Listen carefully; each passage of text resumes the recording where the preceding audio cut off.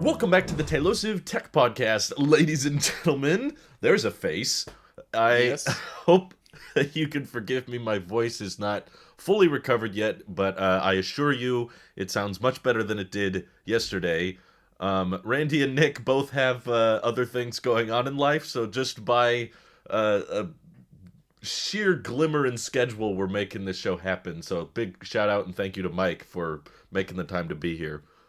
The truth is I put them in a box and sent them to Jamaica, but we won't talk about that. We're supposed to talk about that. Whatever. Fine. It's out. They're in Jamaica. But That's okay because we have several tech-related things to catch up on, specifically with... you're the only one on the podcast with an extended ownership experience of the 24-inch iMac. The worst computer ever built. Nope, no. It is the best computer ever built. I can't even say it with a straight face. Even you has a hard time saying it. Yeah, so, it's an interesting machine. I guess, it's been a year now? Just about. We're coming up on the year around mark. March or something like that. So, it's an interesting machine. It's had a few hiccups over the year that I've owned it. One notable one is during I think we were recording Amazing Spider-Man 2. For Tales of Movie Review. It had a hiccup at the end. And the screen went black and then came back on. But the connection, even though like the Wi-Fi was fine, the connection on the FaceTime was very buggy and like would speed up and slow down. Oh, shoot. And then after that, all these files that were internal for the computer were asking for passwords, which was really strange. Like it wasn't like a malware attack or anything like that. It was something went on with, I guess, how many things were being used. But I think at the time it was only 1 or 2 windows of Safari and then OBS and FaceTime. So no Chrome? Who knows? No. Chrome was not open at the time. Okay. So we know that's not the issue. Chrome is not the issue. So besides I think it's the white bezels, personally. That's it. But that's the reason why it's just totally just crapping saying, I haven't out. had that issue, and there's no white bezels on this MacBook. So. Oh, you're right. That must be that's the totally that's the only difference. Yeah, that's the reason why it's not working. No, but otherwise, it's been a solid machine. Whatever I throw at Final Cut, it does well. The exporting, I think, is decent for an M1 chip in my experience, though it's my only experience with an M1 chip. I haven't really used any other M1 chips at all. No. Oh, I guess you haven't, huh? I showed you my laptop one time, but I don't think that counts. No, I was enamored by its stubby little feet. But so, yeah. Are you potentially looking at something like this? I really want a Mac Studio. It's really cool, really neat. I love the design, even though that everyone is like, this thing is weird and bulky and gross. I'm kind of like Scott Lang's little girl from Ant-Man. Just being like, it's so ugly! I love it! I love it. I kind of love how ugly it is, too. It's like, I hope people understand when I describe it as being kind of ugly. That's not a bad thing. It's just a description. You know, this computer's not trying to be beautiful, and that's okay. It's like brutally honest in what its intention is. But why exactly are you considering a studio over? I'm gonna hold this the whole podcast, by the way. Sure. Because I want to see someone else with a custom-built PC as fast as this hold the computer the entire podcast they review it. Maybe get your friend who's been building his own custom PC just to do it for a whole podcast. He's really buff, actually. He could probably do it. But hold your PC challenge podcast edition. When you were in the market for that M1 machine, I believe we were recommending you get the Mac Mini, but you went with the iMac. So what about the Studio is different this time for you? I think it's all the ports. I don't know how many ports. I think I know the Mac Mini has a decent amount of ports. Yeah. But I like, I guess in total, the magnitude of ports that the Studio has. If I were to turn the camera, which I can't because it's built into the iMac, I guess another dock against it because it's got a built-in camera that I can't move around. Unless I guess I was doing it on my iPhone. Anyways, The amount of adapters I've got coming out of the back of the Mac is insane. Yeah. Every single port, I think, is an adapter, which Wow.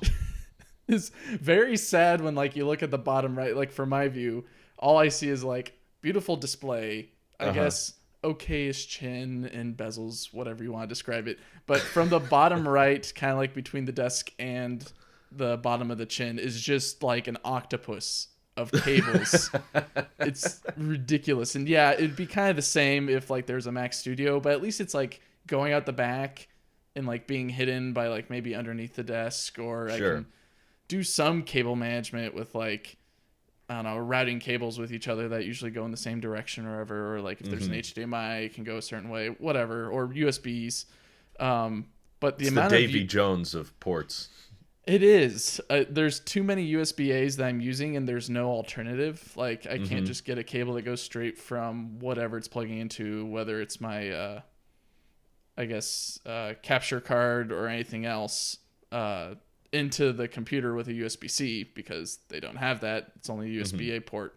So I kind of need USBA ports, and that's what the Studio offers, but also offers a myriad of USB-C ports, in which some would say, well, you could just find a cable that has a USB-C end, but I don't want to buy more cables. I want to stay with the amount of cables that I have, even if it's adapters. I'd rather stay with the adapters that I have than get more adapters. And right now I'm on the edge of getting another adapter because I just got another device that has a USB-A port, and I don't have any more USB-A to USB-C. How many USB-A ports do you think you'd use? Or how many are you using already? With the adapters, it's about I've got one unplugged because I don't even have enough, so I guess I need 2 more. But right now I'm using 3 USB-A dongles. One is well, I guess they're all Apple, but 2 of them are just the regular USB-A dongles, and then one of them is the USB-C HDMI USB-A plug adapter or whatever. Wow. I'm done with dongles. This is like the equivalent of the truckla, you know? You're like sawing off the back of a Model 3 to use it as a pickup truck. This 24-inch iMac is all about being like clean and minimal, and there's like, you probably couldn't have picked a Mac with worse port selection. I could have if I went for the worse version of the iMac that only has 2 ports. Oh, that's true. You got the slightly higher spec one, huh? Yeah, I've got 4 USB-C ports.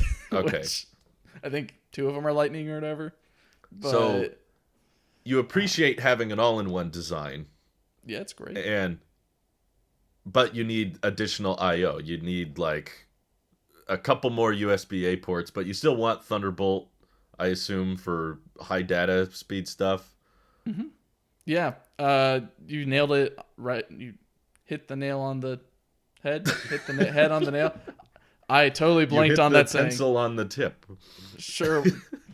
You hit the magnetic cap on the magnetic receiver. There we go. Yeah. I guess the long and short of it is I'm done with all these dongles. I don't want to buy any more. And I'd actually like to use the USB-As as USB-As and not have to plug them into a USB-C dongle.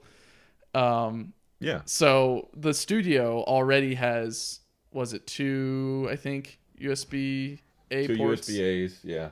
And then it's already got 4 USB-Cs on the back. So that, I think, covers everything that I need, and all the USB-As that don't have a USB-C. Yeah, so all the USB-As that don't have a dongle, I can plug into those 2 ports, and then the ones that do have dongles, I can plug into the back. And then I can use the front for whatever I want, whether I'm just like charging my iPhone. I don't think I ever charge my iPhone or charge my iPhone from the computer. But if I ever want to use one of the front ports for something, I can. I also use a micro SD card for the Tesla for Sentry mode. And so I usually plug the micro SD into this adapter. And it'd be nice to have something that's easily accessible to plug into in the computer. Sure. But for now, I've got a dongle for the SD card that I then have to unplug one of my USB-A or USB-C ports and plug this in. I'm just tired of unplugging and plugging things. I need more ports. USB-A ports, SD card slot. You still appreciate the all-in-one design. What you're telling me is you want the iMac Pro.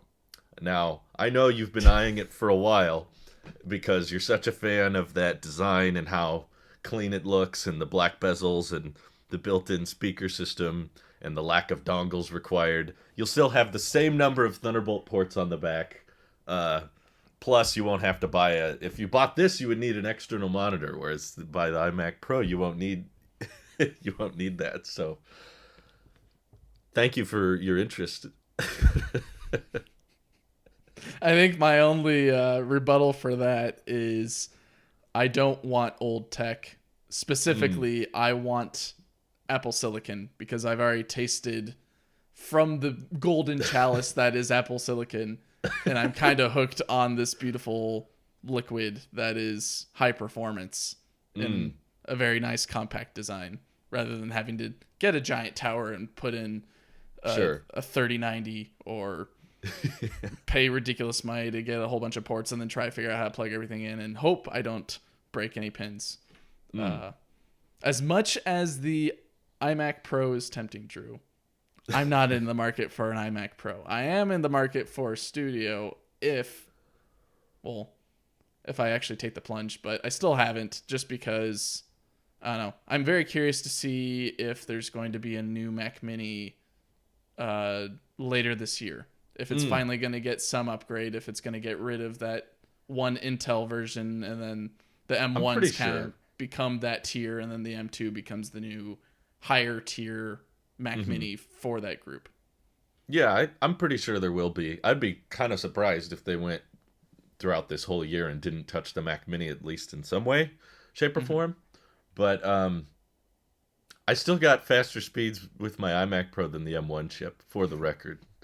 And your car already has Intel, so this would just match your premium car experience. So.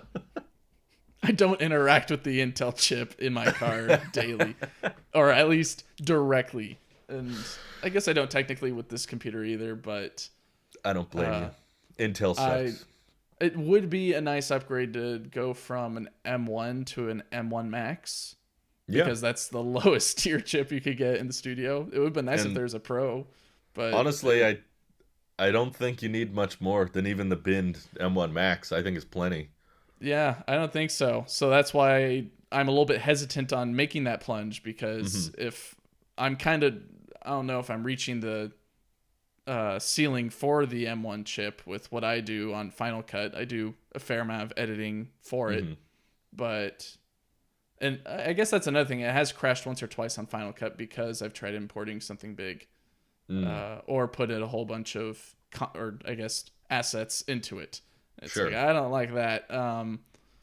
But it would make sense to go from an M1 chip to an M2 chip just because I don't need that much of an increase from base M1 to M1 Max. I guess binned M1 Max for the studio is what I'd probably go with. Because I don't need anything more, but I don't know. No, it's a great value, especially considering that same chip in a MacBook Pro would cost like $3,000. Now you can get it for $2,000. True, but if I do go for Studio, I have to get rid of the iMac, which means I have to find someone, which I think I have. But then I'm still someone else who likes white bezels is going to be a challenge, I think. I think anyone in the tech community would be a challenge to sell it to, but the people that I'm thinking about aren't really in the tech community. They just need a computer that's new and reliable. What was I getting at? But then I would still be in the hole because I'd have to get a new external display, whether I get from Apple, whether it's the Studio display or the LG monitor, or I find something else on Prime or something else like that. But... There are so much cheaper monitors on Amazon. It's kind of astounding. But looking at this, was it a 4 or 4.5K Retina display? It's not bad. Every time I look at it, I compare it to this this very old, I guess it's a Samsung Samsung HD TV from 2012 or 2013. You can HD meaning 720p? I don't think they even say. I'd have to look for it. It has some pixels. It's a SyncMaster. Oh goodness! Of course, all the numbers. It's a SyncMaster P2770 HD. Look it up, everyone. Who's curious on what this dinosaur is? Today's sponsor, Samsung. Yeah, but comparing the two, I do see the 4K and it looks great. I don't need a 120 hertz display because I don't have anything in my life that is a 120 hertz display. So switching to a studio display would be a decent upgrade. True. You have the iPad Mini, so your eyes are all set for 60 hertz. Yeah, I don't think even my TV does 120. I think at most it does like 60 or 90. Either. Yeah. So I don't really see 120 in my life, and that's kind of the more worrisome point when I upgrade later this year for a 14 Pro, because I currently have an 11 Pro. I'm due for an upgrade. I'm interested in seeing what that change is for a 120 hertz display on something that fits in my pocket. Have you caught any of the rumors surrounding the 14 Pro? Besides the wonderful leaks that I see online that usually never come true, and the funny images I've seen online of a giant brick 14 if it got rid of the bump or the camera bump, which I haven't really dealt with because the 11 Pro was the first like big camera bump in my opinion. Yeah, it was the first time they kind of went wide with it, Yeah, and it doesn't go far, and I've got a case, so it hides it. In fact, I think it recesses the phone a bit because the case is a little bit thicker. So the bump isn't really a bump; it's more of a notch or a hole. Yeah, but two-sided notch. Yeah, going from something of the smaller camera bump to something that's a really huge camera bump is a tad bit daunting, but I guess I'll just put a case on it, so it shouldn't be terrible. But I think there's a lot of concern floating around some of the leaked dimensions of the camera bump getting so big this year that people are not sure if the MagSafe accessories will work on the 14 Pro, just because it's already pushing up against where the MagSafe ring is, and now everyone's saying it's going to get even bigger. So I'm like, how much bigger can it get before it just won't even charge with that accessory, which seems like a dumb thing for Apple to just cancel themselves out of. But it would be sad just because I bought a MagSafe Duo when it came out, knowing that I'd eventually use the MagSafe. But of course, since I have an 11, it doesn't have MagSafe, so I kind of just put it on the pad and then hope that night that it charges. Because sometimes I put it on there, it's like, I'm charging, and then in the morning I look, and it's like, you have a lot of faith, don't you? I got a lot of faith, Drew. You're like, I hope this charges tonight. I hope this turns on this morning. Yeah, I mean, I do have a wireless charger at work, so if it doesn't get the charge at home, it gets the charge at work. And usually with the 11 Pro, because the battery has degraded to 80% on its, I guess, life or whatever, I usually have to charge it halfway through the day. So, and you have a wireless charger in the car, so yeah, there's a charger wherever everywhere. I go. I don't have an issue with battery necessarily. It's just more of I have to put it on the pedestal instead of in my pocket or whatever. It's first world problems, if anything. 80% is, I guess that's normal at this point. I think so. I use it a decent amount. You're at 2 years of ownership? I got it in January of 2020. So yeah, it's been 2 years. It's been past 2 years. So yeah, you're normal. I think anything above 80% after 2 years is healthy. That's just typical aging. Despite every time people see their number go down 1%, they freak out. Everyone's like, my phone is worthless. It's like, I think if it dropped like 2% in a month, I would freak out.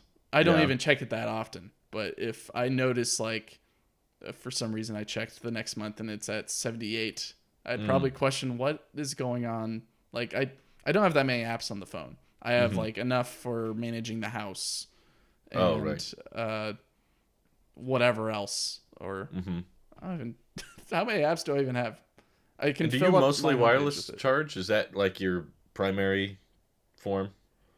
Yeah, I only plug it in when I really need it, or when I need to go really quickly. Like, let's just say I'm going to dinner and it's at like 20%. I'm like, yeah, I'd rather the phone be at like 40 or 50% at least. I just plug into, was it an Anchor fast charging plug?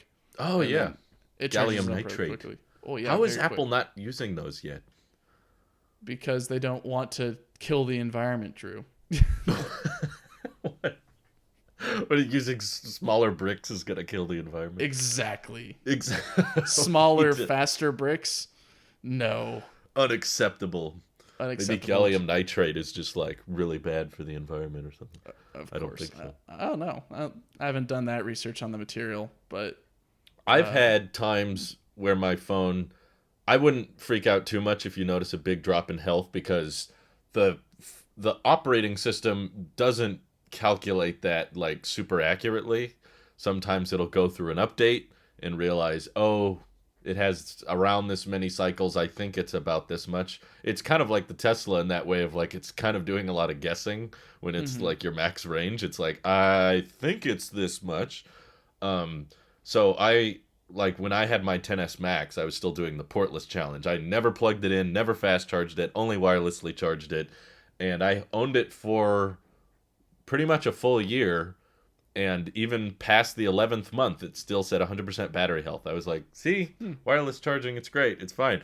And then like 5 days before upgrading to the 11 Pro Max, it dropped from 100% to 97% overnight. it knew. It knew.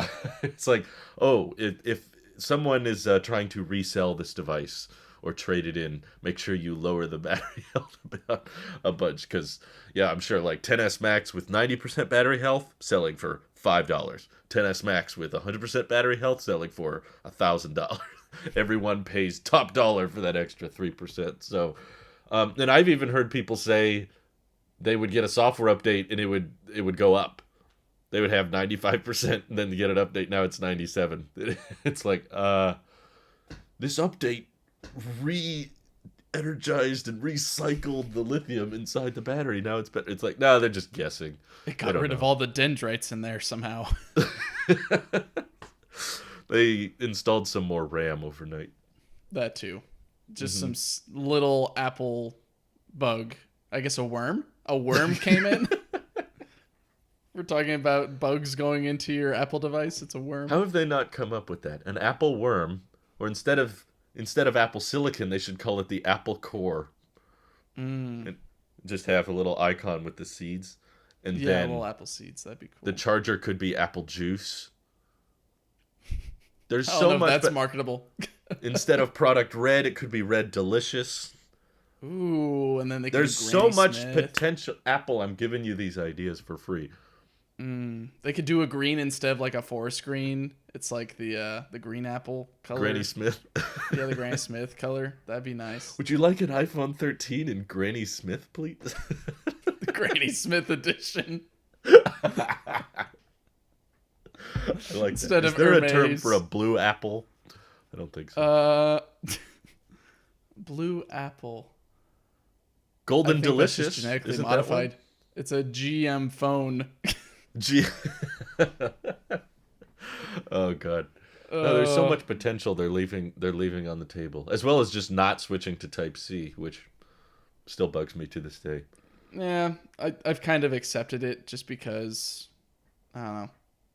I have an old iPad that uses Lightning. I've got this pencil that uses Lightning. Yeah. I don't really use it much anymore, but the wife does. I've got headphones that use Lightning. I guess because Really? my phone used yeah. Oh, is that the headphones they came with? Yeah. So I see. it's not really. I'll be honest, I forget mess. earpods exist a lot of the time. I don't or do only because the wife constantly tells me, when are you going to give me your AirPods? And in fact, right now she's using them because she finally convinced me to give her the AirPods Pro for the week to check them out. And what was it yesterday? She's like, so when are you going to buy me these AirPods? Or Are you going to buy me a new pair? Or are you going to give me yours? I'm like, not until the end of the year, maybe. Just because I'm curious on if they make another AirPods Pro, like AirPods Pro 2, or they just refresh the AirPods Pro or the AirPods Pro into maybe a new design, but still keep the same price. Or maybe they bring it up $20 more or something. Yeah, just for inflation, they'll probably up the price. But I have heard quite a bit about there being a second generation pair. I mean, the first pair came out I think it was October of 2019. So Wow. it's been a minute. Quo is saying like Q4 of this year, so I expect it to be kind of one of those later in the year type announcements. But Mac Rumors had a fairly legit looking leak with like a external speaker on the case that you could ping like an AirTag, which I thought was kind of cool. I'm mostly just interested in battery life improvements because AirPods do not age well. No. Unfortunately, just by design, when you have batteries that small, they just deteriorate so much. And AirPods Pro were already starting with pretty bad battery life. With noise cancellation on, it was like 4.5 hours, and then if you just use them a lot after a couple of years, that's going to be even worse. So I'm potentially in the market. I succumbed to the sacrifice of wireless headphones this morning when I was trying to connect my AirPods to my phone to talk to you. My AirPods Pro were completely dead. And normally I have a little MagSafe puck on my desk that I just leave them on top of and they're charging. But since I switched to this Studio Display and Mac Studio setup, I had kind of cleaned off the desk of all the extra cables and stuff. So I had not had that MagSafe puck for the past week. So I luckily had a backup pair of AirPods 2 that was charged. So I'm using broke pods today. But now AirPods Pro are charging up slowly, but that's one of the things you gotta put up with when you don't have wired headphones. Which I don't know if I have any anymore, to be honest. These are the only pair that I knew of in the house. The other ones have a aux, like a 2.5 millimeter or whatever it is. But my dongle doesn't work for it anymore. I think it went through the wash one too many times. So I can't even plug in regular earphones into it. But I guess you brought up something that I realized that we didn't bring up earlier. Is I think this is the first time that you've been on the podcast with the studio setup. Oh yeah. And I guess I wanted to hear your experience, even though I think you put out a video recently. I just want to hear. Yeah, we can recap. Any other details specifically that you may have glazed over in your review, or things that stand out a little bit more that you like, or I guess just how is it in general? For the most part, I think it's awesome. You know, I was very tempted to keep it. If I'm being frank, I didn't really talk as much about that in the video, so it's probably a good time to say I was really, really questioning how worth it is 60 hertz to me, or 120 hertz, I should say, because that's my biggest issue. I don't really care that it's lacking the XDR. Mini LED is cool if you do HDR workflows, but I don't think that many people really do. And John Morrison on Twitter brought up a great point about it as well, which is that even though the Studio Display doesn't have HDR branding, it's still a really, really capable panel. In fact, there's a lot of monitors out there that brand themselves as HDR that actually have a worse color range than the Studio Display does. So, comparing it to the 4K BenQ monitor I had a couple years ago that I gave to my friend, I think this looks better just in terms of how rich the colors are. The only thing I kind of notice about it not being HDR is the black levels. So if you're watching content that's very dark, you notice that the screen doesn't go as black as your phone does or as the MacBook does. That's honestly only time I noticed it was during screensavers. It was not for one, if you're watching a movie or a show, it's a 16:9 aspect ratio. So most of the time, the content will be pretty full to the entire display. Whereas on a MacBook Pro, because it's a weird 16:10 point something, you're more likely to get those bars. So having mini LED on the MacBook Pro, I think, is a bit more useful. Whereas on a monitor that's 16 by 9, it's like, that's... Only time I noticed the black levels was when, after 20 minutes of not using the display, it would switch to that kind of wavy screensaver, where it's a lot of this display is black. And I'm like, oh, now I can see the difference between the black bezel and the pixels that are on. But it's a screensaver. You're not just staring at that throughout the day. I mean, it's pretty, but as far as like, if you're comfortable with unsymmetrical bezels or a chin or whatever, yeah, there's so many cheaper options to choose from. You could buy a $200 monitor on Amazon that will probably still look great and still have a decent pixel density. If that kind of thing, like the plastic chassis and kind of the logo on the front, if that doesn't bother you, there's so many great options. Yeah, don't buy this as is it an affordably priced? No, this one is about having all the bells and whistles, having Centerstage, the spatial audio. One thing I felt like I missed in the review that I should have detailed is that I was actually kind of disappointed by the microphones, because they said these have like studio quality mics, and they probably do, but during live streams I compared them to my MacBook Pro microphones, which I'm using right now for the podcast. It might just be the overall placement, because when I live streamed directly off the monitor, it just felt a lot more echoey, and it didn't capture as much of the low tones of my voice. And as soon as I switched to the MacBook Pro microphone, the chat was like, oh, wow, this sounds so much better. And they're both, right next to each other. But I think the MacBook Pro microphones are just more eloquently placed so that it can capture my volume better. Whereas because the display is so tall and big and it's got a whole display on it, they had to embed the microphones, I think, near the top and kind of more on the back. They're not really facing towards you, which means, the A13 chip on board is going to try its best to isolate your voice, and it's probably better than, most monitors don't have microphones in the first place, so it's better than nothing, but it's definitely just not as crisp as what you could get out of just a MacBook Pro open in front of you. So that was a bit of a bummer, but the one thing I'm definitely going to miss the most is just a single port plugged in. I think the USB-C hub is really, really nice, because I don't like having a bunch of stuff all plugged in at once to my MacBook, which is kind of where I was before the Studio Display came out. So the fact that I could plug in, my iPad charger, and now the MagSafe charger and the Cam Link and, whatever other or even Ethernet through another dongle at the back, you could power video data.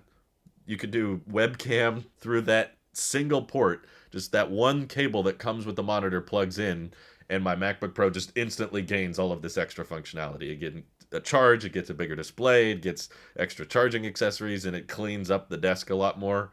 So I don't know of any other cheap monitors out there that would come with a Thunderbolt Pro cable that's necessarily can do that much, like 96 watts, while also handling all this data. That's kind of amazing that a port that small can handle so much. Yeah. And it's braided in black, so it looks awesome. It's, as you know, there's expenses in life right now that probably, you've got It's got nothing on my braided green. Braided or Granny Smith. Whatever this. The Granny Smith lightning cable. Is that what my computer is just going to be known as? It's not the green iMac, it's the Granny Smith iMac. The Granny Smith iMac. Because it's slow and stupid. Right. Well, you got to bring it back to Sorry, Apple, because they don't even put that on the front anymore. No. Fortunately not. Yeah, I do. They just spent a fortune on painting the back. I never look at it until I'm actually looking at like all the ports that I need to either unplug or replug in or whatever for whatever I'm doing. And that's when I'm like, oh yeah, the back of this is like an emerald or a darker emerald. This is nice. Yeah. Okay.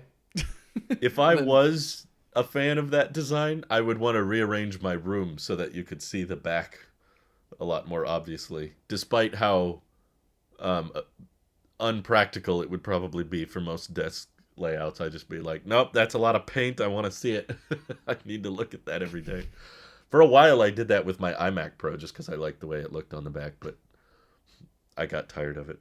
So yeah, I don't want to climb around the desk just to yeah, enjoy the back of a monitor when I walk into an office or whatever. Like, nah. I mean, as you can tell, I'm kind of in the corner of the room, so yeah. I don't really value it as much. I could rotate the desk, maybe, to where like you can see more of the back, but it gets old pretty quick.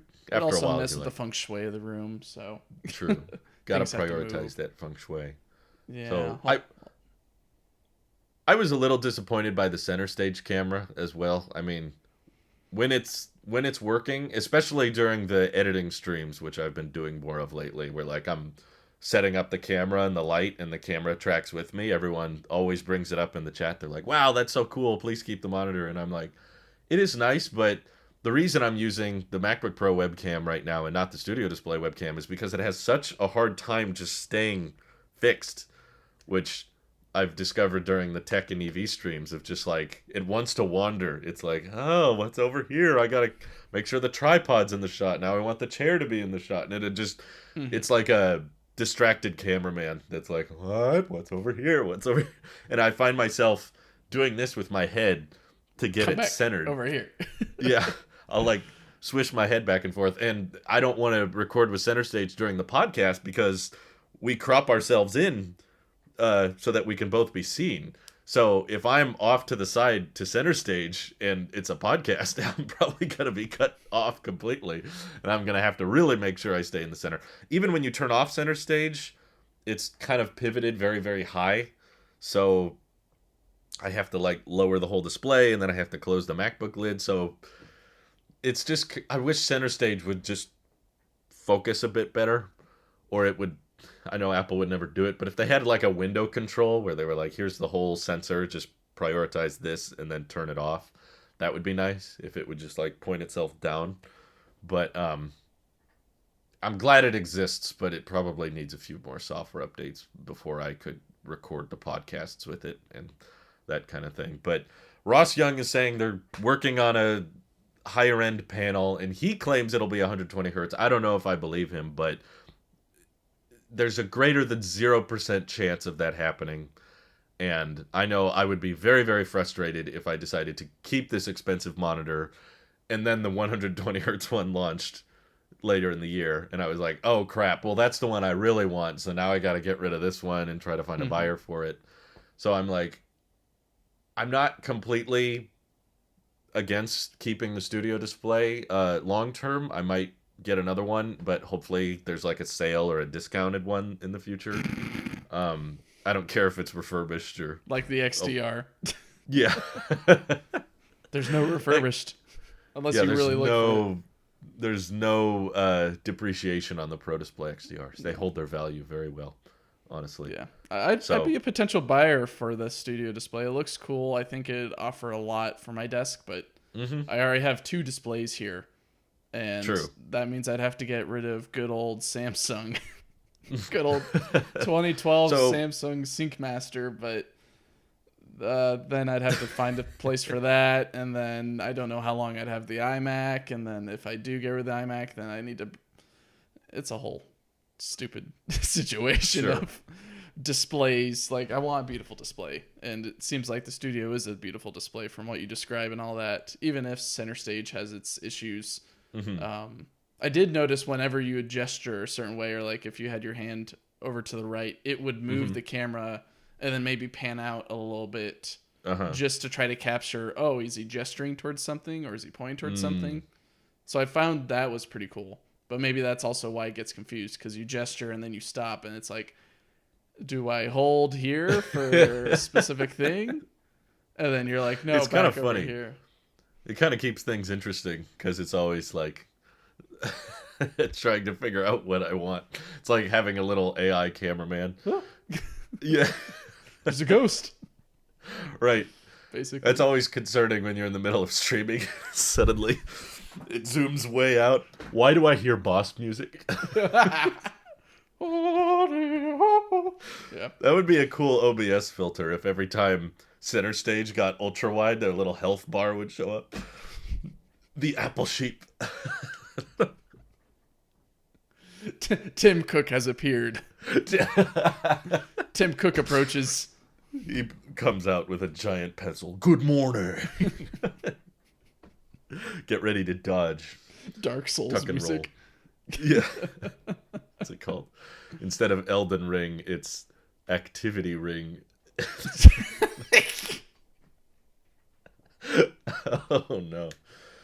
Apple, there's the thumbnail. More free ideas.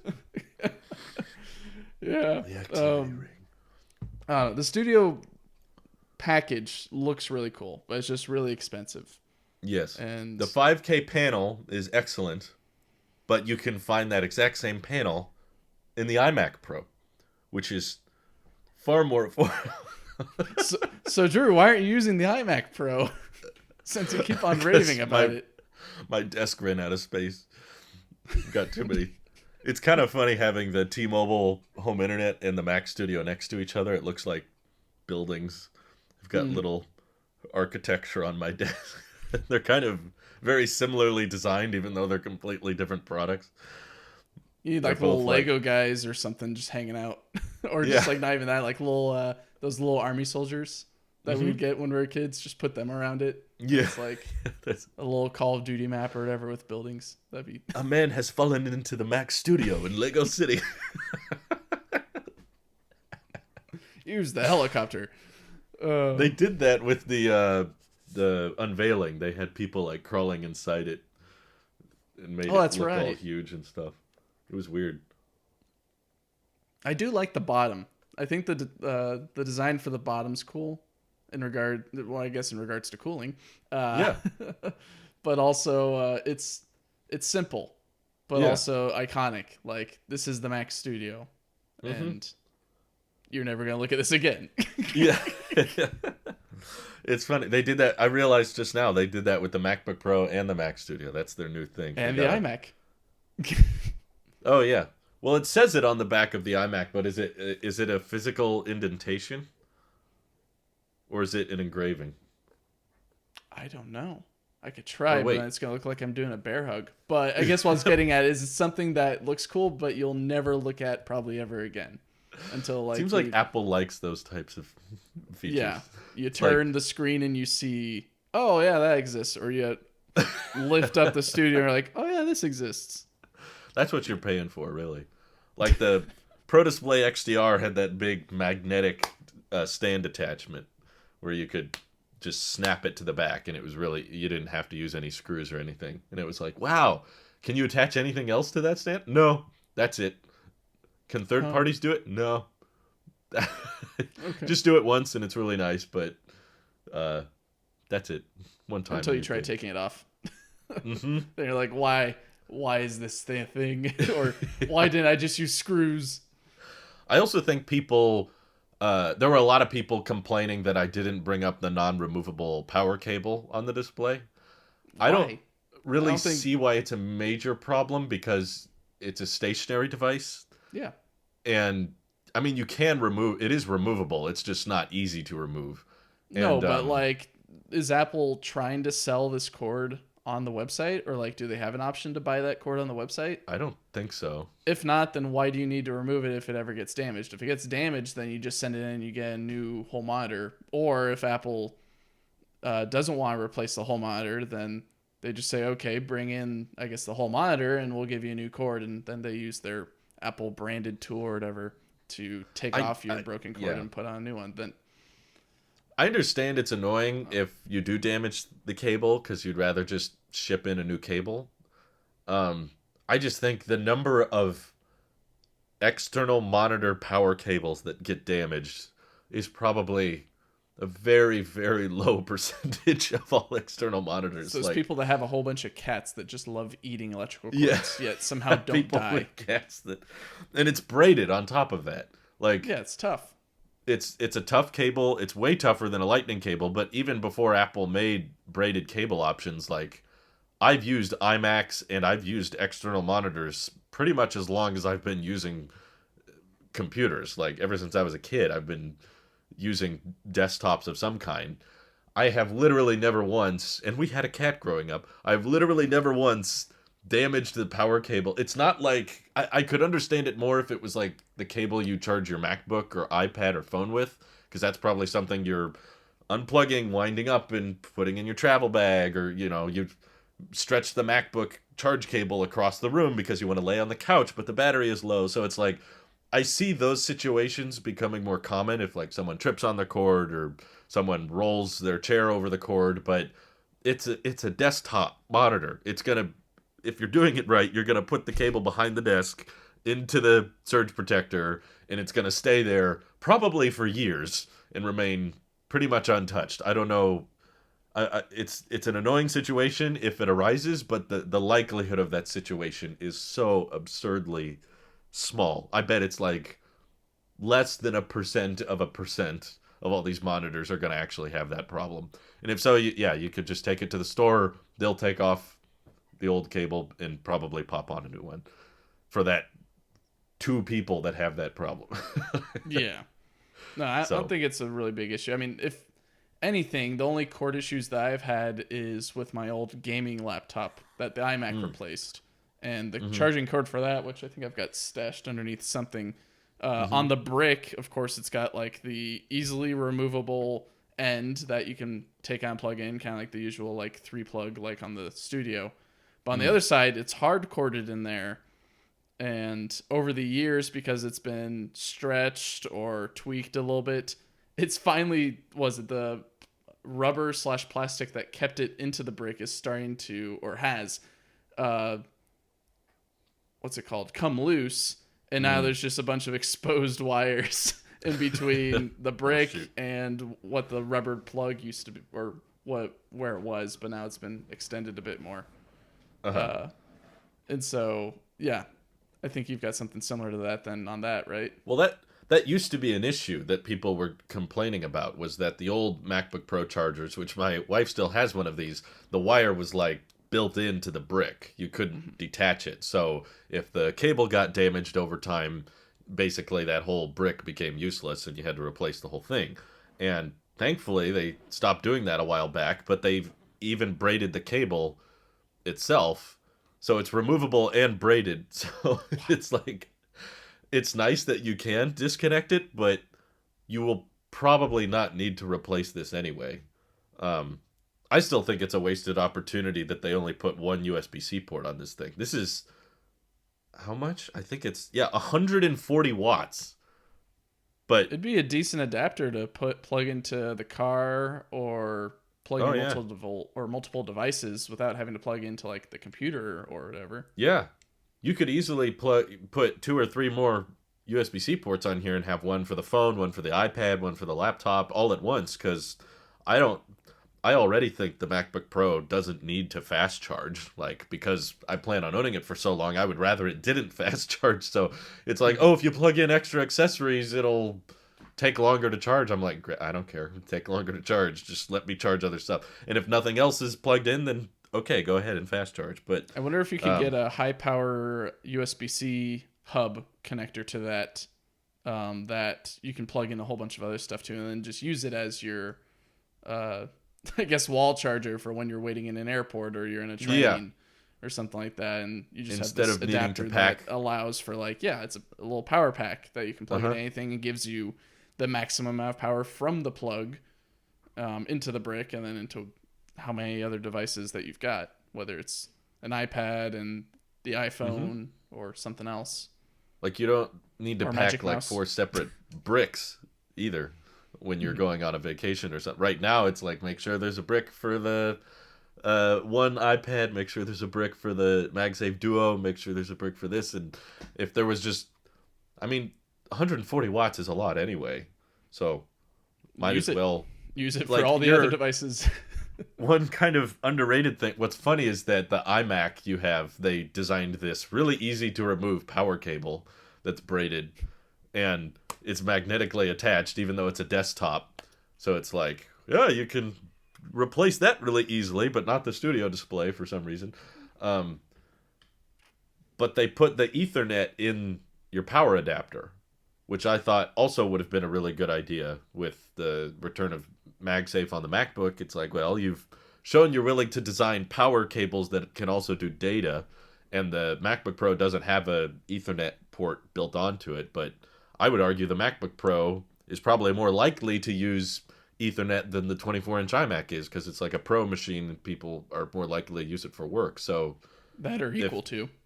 Yeah. I believe, just because, they're going to be using it in places where they need high-speed internet and are going to use it like a desktop, but then they pack up their desktop and go to the next destination.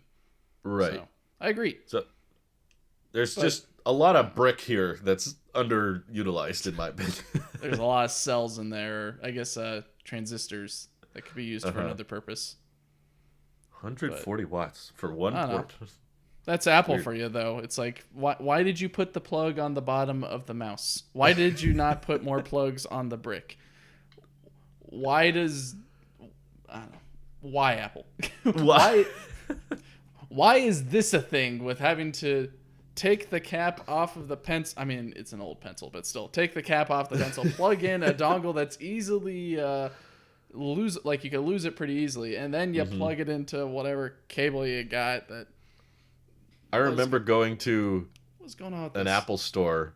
They were having oh god, the Granny Smith pencil. I went to an Apple store once, and they were having some kind of like field trip with students. There were like 30 kids there, and they were all using iPads and Apple Pencils. And to avoid them misplacing the caps, they just took all of the caps off of the Apple Pencils. So none of them had the little cap on the top. It was just the exposed lightning port everywhere, and they were just drawing and taking notes. And I was like, yeah, it must be weird when the employees themselves are like, this is stupid. So they have to take stuff off. They have just a giant cup full of Apple Pencil caps sitting somewhere. Don't lose these, Richard. We're going to have to put them all back later. They were like, yeah, let's not the best design. Do away with that. I'm glad they got rid of it. This is much, much better. I like to think that there's sacrifices that they have to make, or at least the designers do and the engineers, just so that way the functionality makes sense. But other times it seems like it's the opposite, where the design, or at least like the aesthetics, is more important than the actual usage for Apple. It's a weird ratio that they keep jumping back and forth between. It's like sometimes the aesthetics really, really matter, and other times they don't matter at all, and it's weird how they pick their battles with that.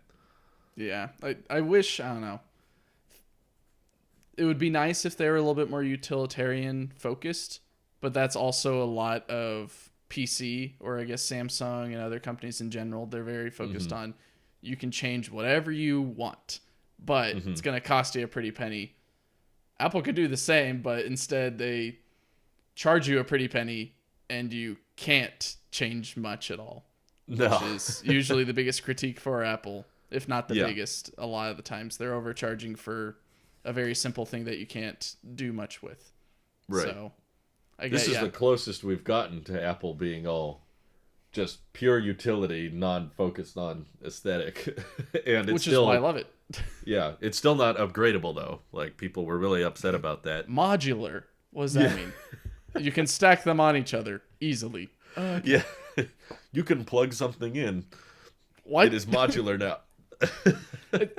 To be fair, in Apple's own product, or I guess their design language, the Studio is modular.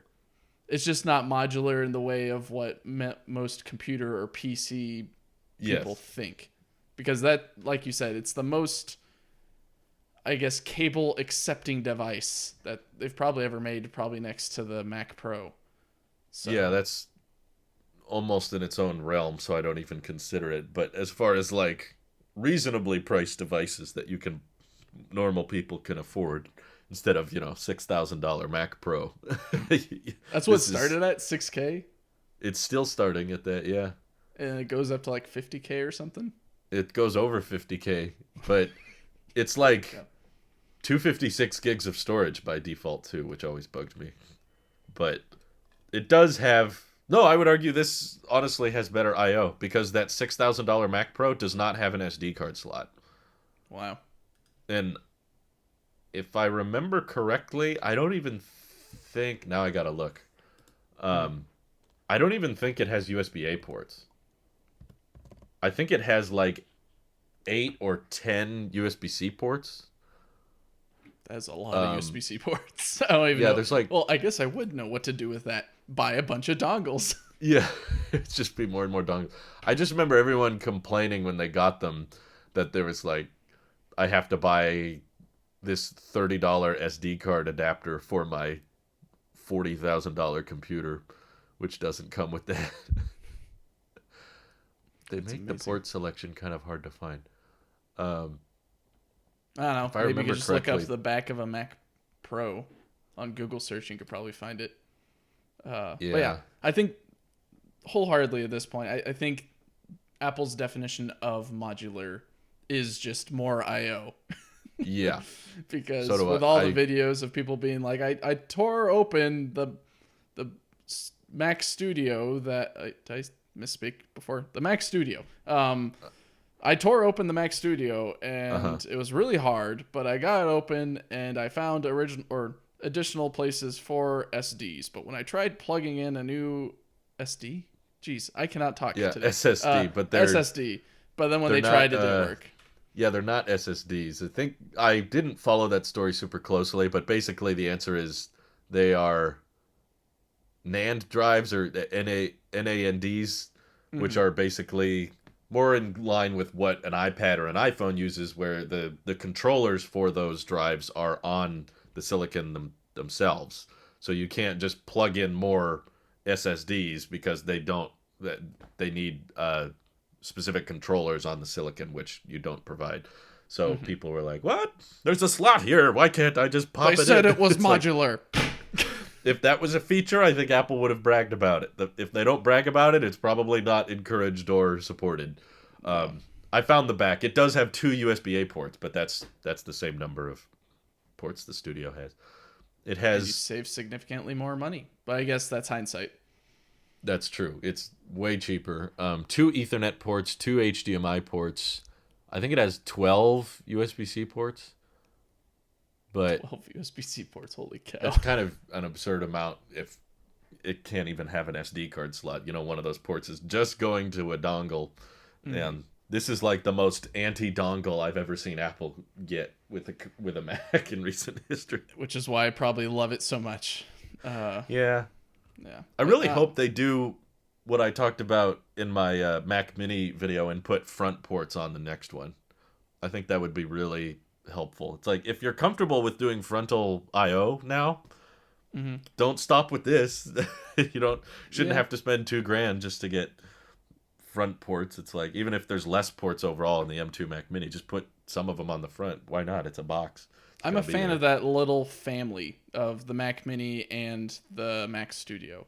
The form factor and the utility that they bring is definitely underappreciated. I think enough to where I went for an iMac, but that was also fueled by nostalgia because I used to own a G3 iMac when I was a kid, or at least my mom did. Oh, nice. So that's mainly why I went with the iMac. But I guess if this 24-inch iMac didn't have the color and wasn't calling back to the original G3, I probably would have gone for the Mac Mini and then just sucked it up and found a monitor at the time, and then looked very foolish when the Studio came out and been like, I could have waited a year and gotten a better display. Okay. Yeah. Whatever. Unfortunately, that's the tech world, huh? You can always wait 1 year and you'll find something way better. It's the car world as well. You wait another year, True. There's a better car that has better features and maybe goes the same range, but you have so much more stuff that you can do inside the interior or more utility or whatever. That's true. Except with the EV world, you'll find out if you would have waited, you will have paid about $10,000 more. The price doesn't help if the car crashes, though. Yeah, that's not good. Or the computer crashes, I guess, as well, or the monitor. Yeah. Here comes AMD Ryzen right after you get in your car crash. But imagine that. That's speaking of prices jumping up. There's been some developments with StarLink, which you're still... I love the segue. Are you still in the 30-day return policy? No, I think I just exited it because... Ooh. Oh, goodness. When did we record that video? It was probably the beginning of March, right? Yeah, I think it was early March. So you might be close. We're recording this Yeah. on April Fool's Day, in case you're wondering. April Fools. We didn't record on April Fool's Day, but Haha. we did. Never mind. No, I'm not going to... If I'm going to give up on StarLink, I'm going to give up on my own terms. I'm not going to do the refund. I'm going to try give it a honest try like you did. You did for a year. Okay. For me, my issue has been trees. We finally got a bunch of trees cut down for a pretty penny. And Oh gosh. I don't know if we'll include the images, but it looks pretty clear on what the app is telling me. Yet it still says obstructions every 7 minutes. And the speeds are the best that they've ever been at this location. I mean, before with the Frontier internet that I had, it was 16 megabits down.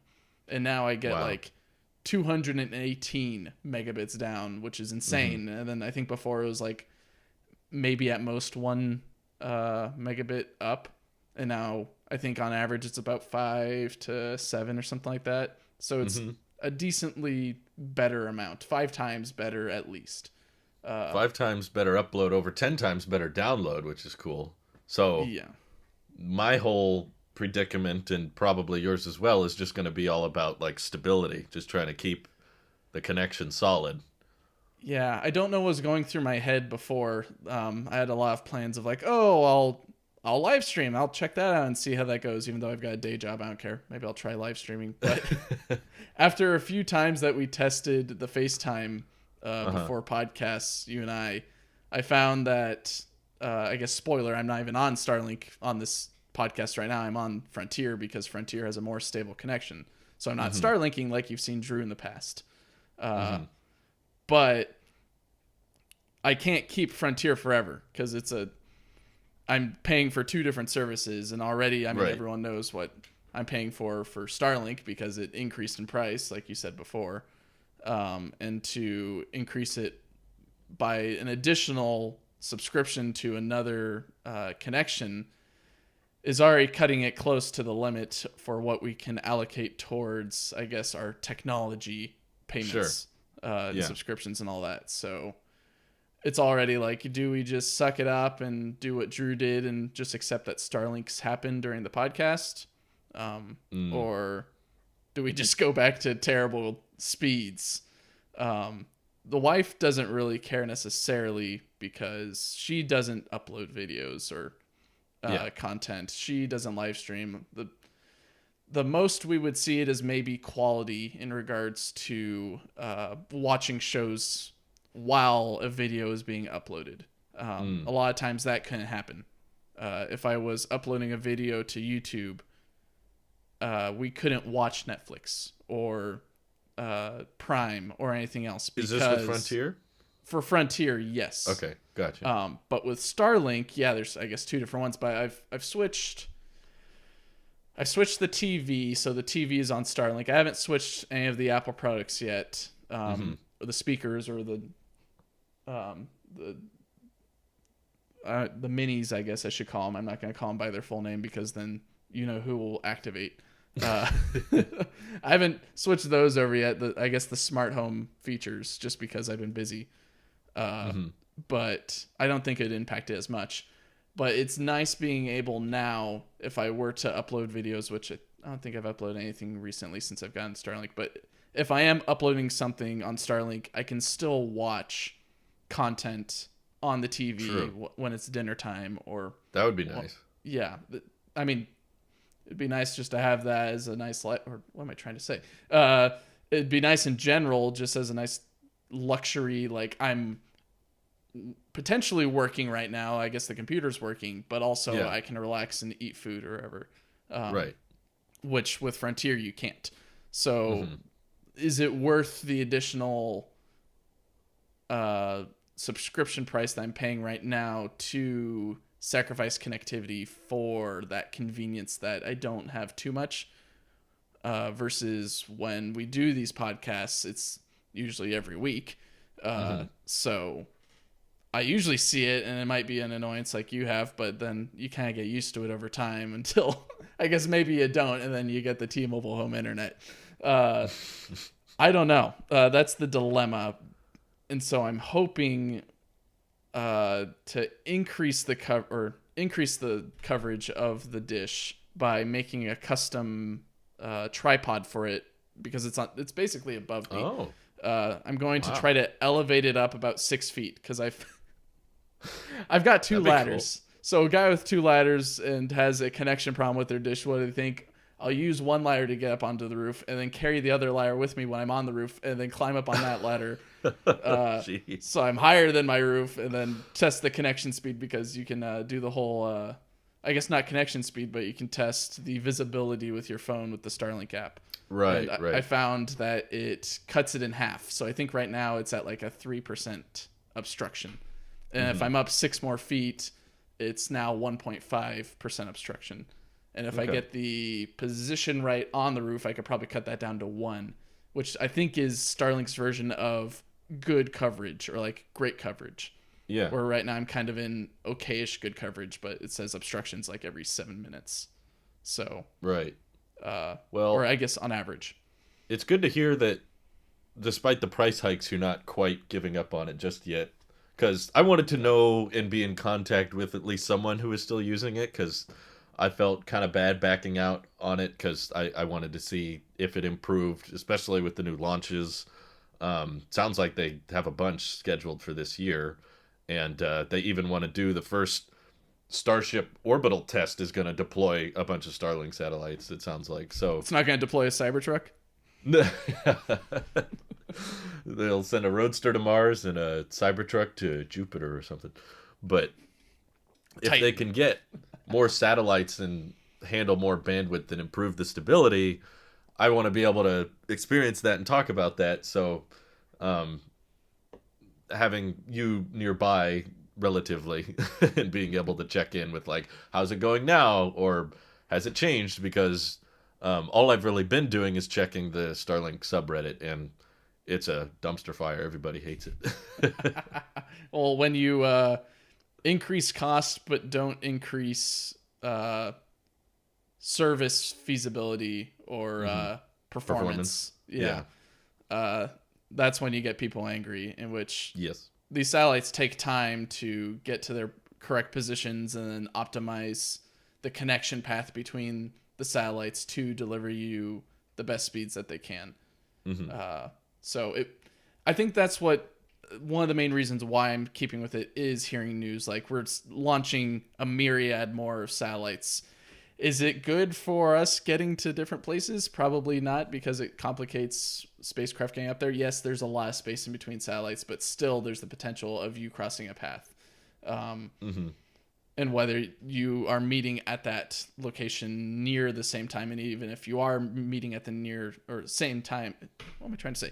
Meeting at that location near the same time, it's still a issue for safety for people who are going up into space. But what am I getting at?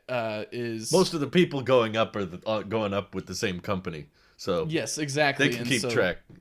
They can keep track. But what I was getting at is they're not saying, this is good enough. They're still improving. They're still making hardware solutions to the satellites, and then more software solutions on top of that, along with just in general the magnitude or the number of satellites that are up there. So because they're doing those three things, I'm fine with keeping with it. If they were kind of like, I don't know, previous satellite internet where they're like, we put up like 5 satellites, I think we're good. It's like, no, I don't want broadband internet again.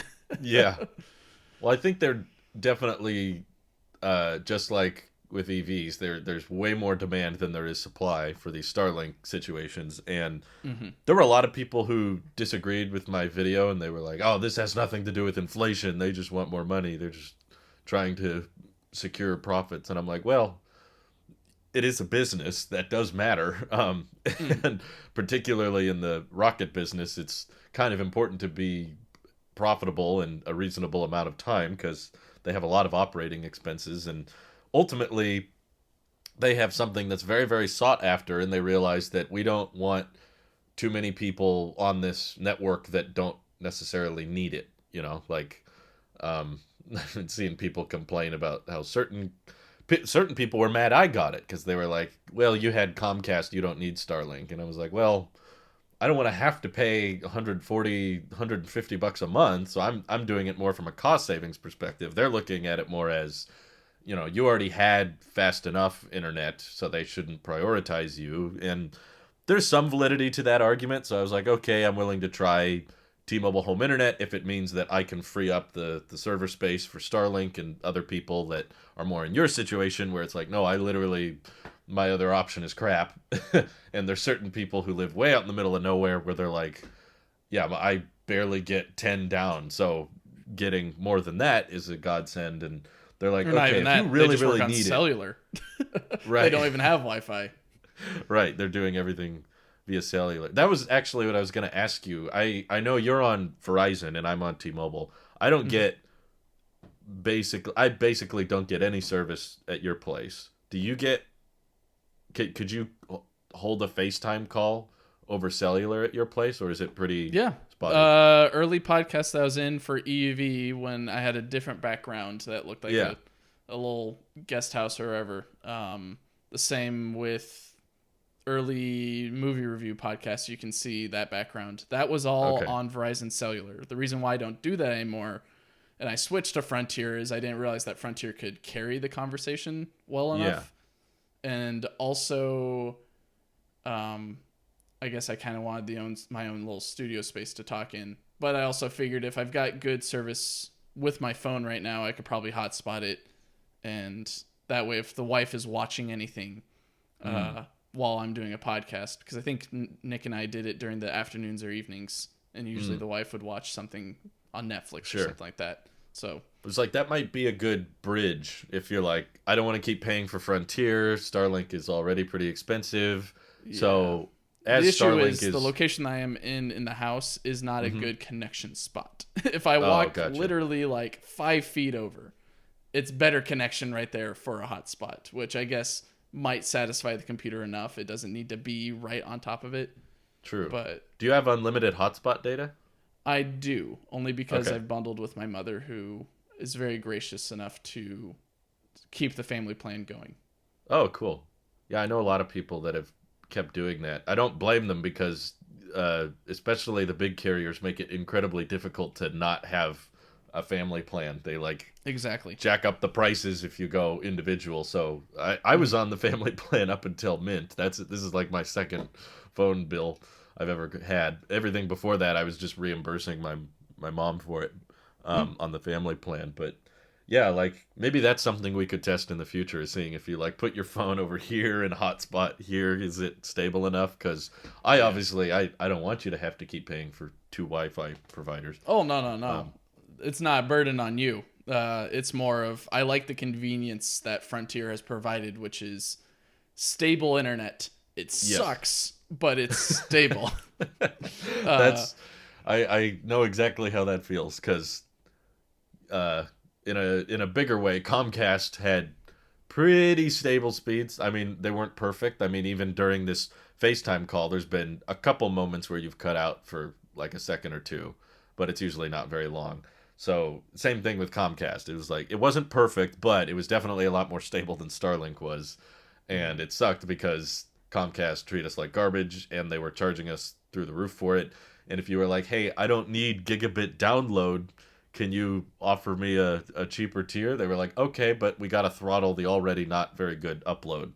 So even the cheapest, most crappy Comcast plan wasn't as cheap as the T-Mobile home internet. So I was like, I do not want to go back to Comcast if at all possible. I'm thankful that T-Mobile's been pretty stable so far.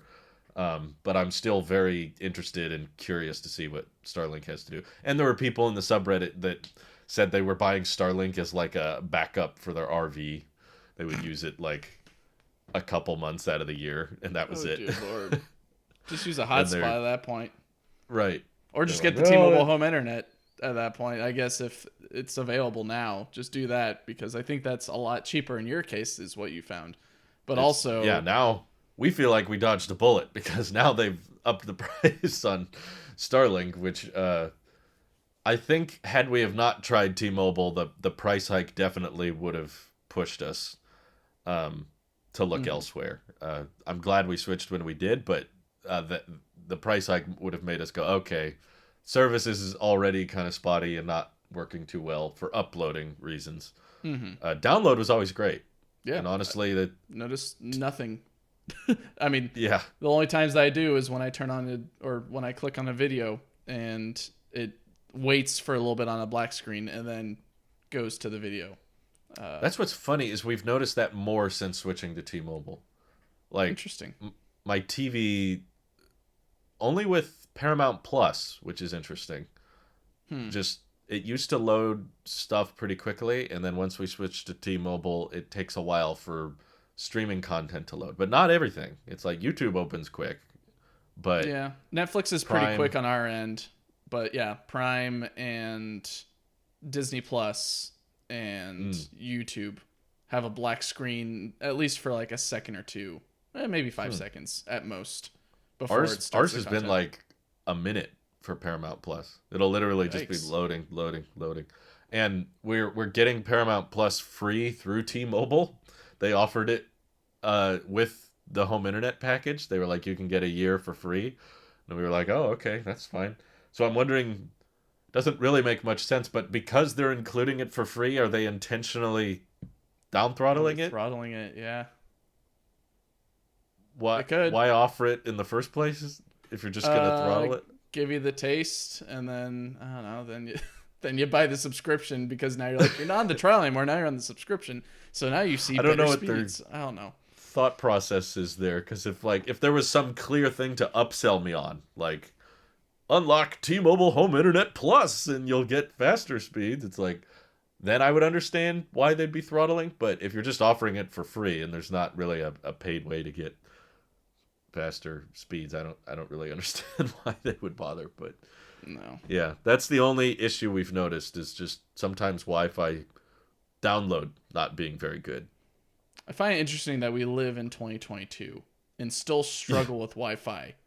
Like, you would think we've got this nailed down after, I guess, I don't know, the 16 to 20 years that we've actually been interacting with it, the both of us.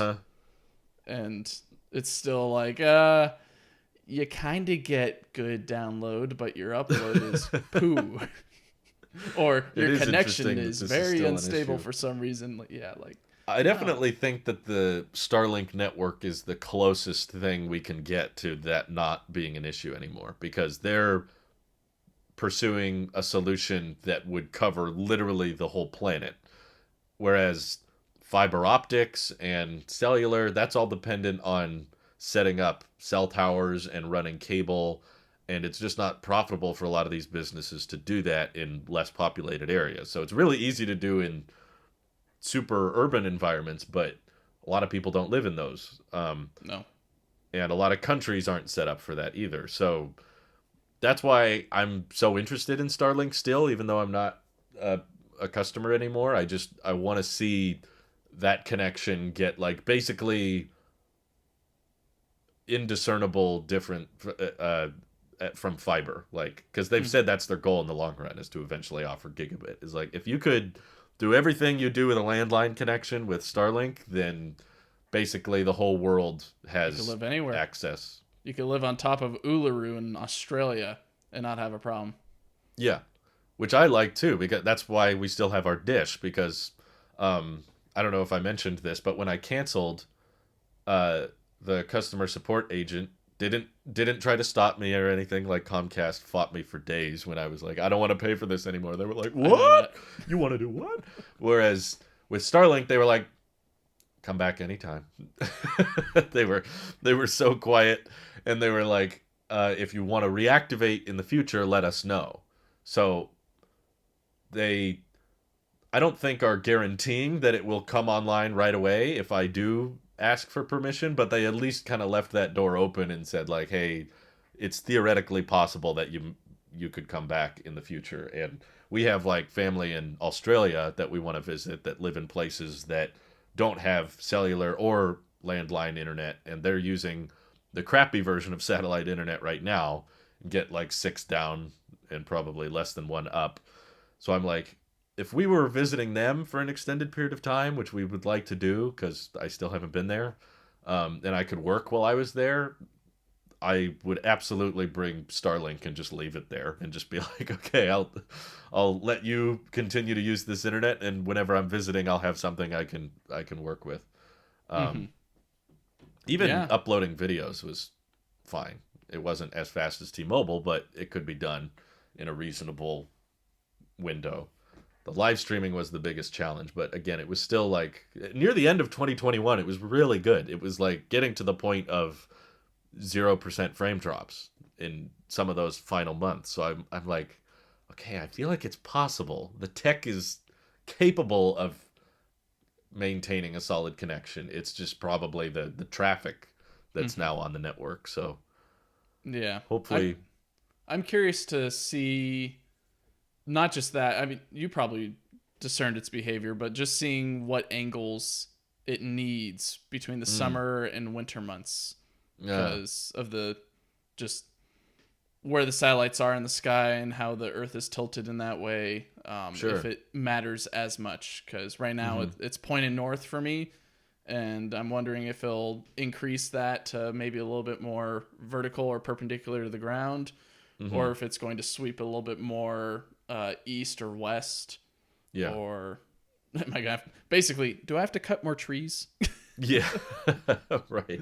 So I think that's why right now I'm like, I could probably get something constructed that will elevate it at least 6 feet up, maybe even more if I wanted to.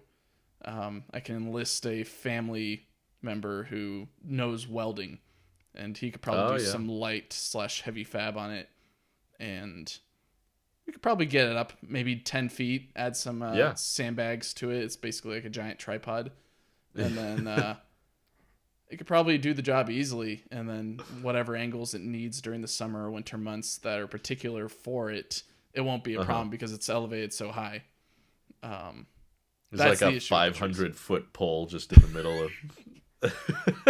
That's what I pictured whenever it was the day after I pre-ordered StarLink last year. I pictured, am I going to have to like get a really long metal pole and just stick it into the ground in my yard, and then it goes up in the 100 driveway. feet or in the driveway, basically. It's like a flagpole, right? And you have a little flag on it, but then like it continues even further, and then you just see a very, very, very tiny dish at the top. Yes. You're like, that's a really weird, like, it's almost like the North Pole where it's got like the little globe on top. You're looking at it like, is that a little globe on top? No, that's our internet. What? That gets the best signal if it's way up there. Planes and helicopters are calling it. Yeah. Putting it in a tree, I think, would be disastrous. My mom asked me that. She's like, why don't you just mount it in a tree? I'm like, first of all, I have to climb the tree. And then after climbing the tree, I have to put it in the tree to where it's not obstructed by leaves. So I'm basically shaving half of like this you part need of the pole. tree off. 10-foot pole on the branch in the tree. Maybe. It probably doesn't want to move that much, though. Yeah, trees move a lot. That's what people don't really think about, is they definitely move a lot, especially like in an area where it's very windy, or if you get a stormy especially at the season. top. Yeah, you're going to get a lot of deflection. It's going to displace itself a lot to where it's going to be like, please stop moving. Or it's going to see all the obstructions at all possible positions, and then say your coverage is terrible. You're like, you look up, you're like, no, it's not. But I had a it's theory deflected that all the way to the left and all the way to the right for very small portions of the sky. But mine is also pointed north. I was wondering if, even though the app says no obstructions, like maybe the reason my internet just got suddenly way worse is because the trees are growing taller just a little bit. And once I got back from my trip, I just noticed a huge amount of that growth, and the app is just failing to detect it because it started the year with no obstructions, and the tree is growing so slowly that it doesn't see it as an obstruction, but it's detecting that the signal is interrupted. I don't care because I got cheaper internet anyway, but I was just curious if I never got to the point of moving around the dish to see if that would fix it, but the only reason I didn't was because the StarLink customer support team said that's not the problem. He said everything's working nominally, everything, there's no obstructions and all your equipment is up to code and working fine. So I was like, okay, well, I'm not going to go up on the roof and start drilling stuff just because I think it might help. Yeah. Oh, well. That's the big struggle with StarLink. I've had a few friends that have parents that live out in the sticks, and they're like, "We heard you have StarLink. What do you think?" And like, is it easy? I give them the whole spiel of like, it's very easy to install and all that. They make it super simple. It's all about where you live and what your surroundings are, and what you're willing to sacrifice sometimes. But for them, they're not uploading videos. So sure, they're not really sacrificing anything besides being old and having to climb up on a ladder or have their kids climb up on a ladder and then do all of it. And then they just have to deal with the drilled holes in their walls and be like, oh no, there's a hole in the wall. I barely notice it. If you're live streaming or in the middle of woods with very tall trees, probably not good. Everything else is probably great. Exactly. I agree. So that's my only annoyance with it right now, is that I can't really rely on it completely. Yeah. And I'm still using Frontier as a crutch. Sure. I think that's kind of annoying. I get it. I'm kind of like the baby bird who probably can fly, but is too afraid to fly, so it still keeps on screaming at mother to give it worms. That's me with StarLink right now. I'm like, it could probably do well. Like, it's probably going to do well on its own. Like, there's going to be some struggles. I might hit a few branches on the way out of the nest, but it'll probably do fine. I just need to... You'll splat on the ground once every 7 minutes. Or into a branch every 7 minutes, I think, is better. Yeah. Splatting on the ground is graphic. Yeah.